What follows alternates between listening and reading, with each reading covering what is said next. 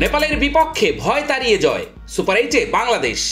নেপালের মতো আইসিসির সহযোগী সদস্য দেশ বেশ ভয় ধরিয়ে দিয়েছিল বাংলাদেশকে, বিশেষ করে বাংলাদেশের ব্যাটিংয়ে।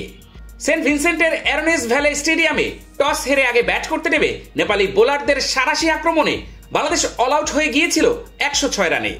জবাব দিতে নেমে শুরুতে তানজিম সাকিবের দুর্দান্ত পেসে কাঁপন ধরলেও মিডল অর্ডারে রীতিমতো জয়ের রাস্তায় চলে গিয়েছিল নেপালিরা। মিডল অর্ডার কুশল মাল্লা এবং দীপেন্দ্র সিং আইরি মিলে 52 রানের জুটি করে ভয় ধরিয়ে দিয়েছিল টাইগারদের। কিন্তু তাসকিন আহমেদ আর মুস্তাফিজুর রহমান তুনের শেষ তীরটা বের করেন শেষ মুহূর্তে এসে। 19তম ওভার মেইডেন উইকেট নেন মুস্তাফিজ। শেষ পর্যন্ত 19.2 ওভারে 85 রানেই অল আউট হয়ে যায় নেপাল। বাংলাদেশ জয় পেল 21 রানে। সেই সঙ্গে অন্য কোনো সমীকরণ ছাড়াই শেষ দল হিসেবে সুপার 8 নিশ্চিত করল বাংলাদেশ। 106 রান হওয়ার পর লো স্কোরিং উইকেটে জয়ের আশা জাগে বাংলাদেশের। দাগ লাগুক যতবার, বার্জার ইজি ক্লিন একবার। কারণ বোলারদের উপর আস্থা ছিল। সেই আস্থার প্রতিদান দিয়ে ইনিংসের শুরুতেই আগুন ঝরাতে থাকেন তানজিম হাসান সাকিব। 4 ওভারে মাত্র 7 রান দিয়ে 4 উইকেট নেন এই ডানহাতি পেসার।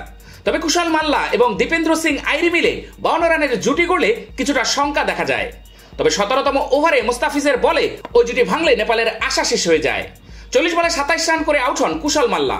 দীপেন্দ্র সিং আইরি ইনিংস ধরে রাখলেও 19তম ওভারে এসে মুস্তাফিজের বলে আউট হতে বাধ্য হন। তিনি করেন 25 রান। এরপরের 4 ব্যাটার ছিলেন রান শূন্য। তাসকিন 1টি এবং সাকিব আল হাসান 2টি উইকেট নিলে শেষ হয়ে যায় নেপালের ইনিংস। 7 রান দিয়ে 4 উইকেট নিয়ে ম্যাচ সেরার পুরস্কার জেতেন তানজিম সাকিব। এর আগে নেপালের বিপক্ষে নিজেদের শেষ ম্যাচে বাংলাদেশ কোন রকমে পার করেছিল 100 রানের ল্যান্ডমার্ক। 88 রানে 9 উইকেট হারানোর পর টাইগারদের দলীয় 100 রান পার হয় তাসকিন আহমেদের 12 রানের কল্যাণে। নির্ধারিত 20 ওভার খেলা হয়নি বাংলাদেশের।